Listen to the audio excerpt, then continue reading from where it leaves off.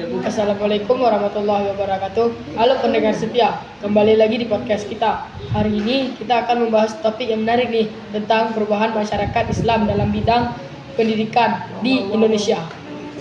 Sudah hadir bersama kita dua narasumber, yaitu Bapak Ahmad dan Bapak Fayat. Assalamualaikum Pak Ahmad, Pak Fayat. Bagaimana kabarnya hari ini? Waalaikumsalam Pak Fakri, alhamdulillah kabar saya baik. Waalaikumsalam juga Pak Fakri, kabar saya juga baik.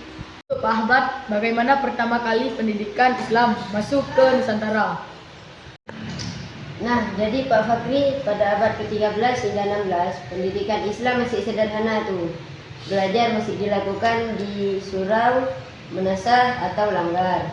Guru disebut ulama atau kiai, dan pelajaran seputar Al-Quran, ibadah, serta akhlak. Metodenya masih lisan dan hafalan. Seperti itulah kira-kira Pak Fakri. Oh jadi gitu ya Pak Ahmad. Saya juga baru tahu ini wawasan dari Bapak. Untuk Pak Fayat, lalu bagaimana saat kerajaan Islam mulai berkembang? Nah, jadi yang Pak Fakri, jadi pas pesantren itu sudah ada para santri belajar tauhid, tafsir, fikih dan hadis. Pesantren juga jadi pusat dakwah dan lahirnya para ulama-ulama. Oh jadi gitu Pak Fayat. Jadi Pak Ahmad, bagaimana pada masa penjajahan Belanda? Pada saat itu ada dua sistem pendidikan, yaitu sekolah Belanda yang sekuler dan pendidikan Islam seperti pesantren dan madrasah. Umat Islam lalu mendirikan madrasah modern seperti Madrasah Adabiyah yang ada di Padang, Al-Irsyad yang ada di Jakarta, dan ada juga namanya organisasi Muhammadiyah. Umat Islam lalu madrasah mulai memakai sistem klasikal dan memasukkan pelajaran umum. Itu Pak Fakri. Oh jadi gitu ya Pak. Setelah Indonesia merdeka, apa perubahan pentingnya Pak Fayat?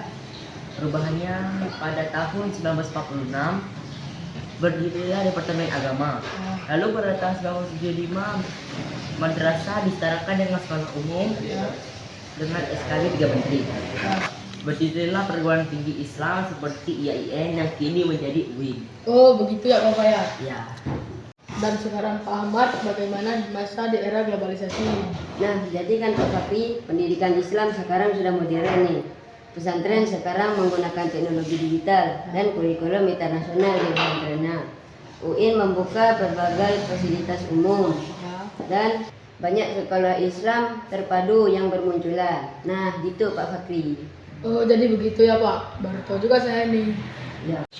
Jadi teman-teman dapat disimpulkan bahwa pendidikan Islam telah berkembang dari masa tradisional ke masa modern yang terintegrasi dengan pendidikan nasional.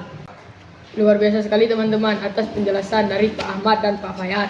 Dan untuk pendengar podcast kita, semoga podcast kita nambah wawasan untuk kedepannya. Wassalamualaikum warahmatullahi wabarakatuh.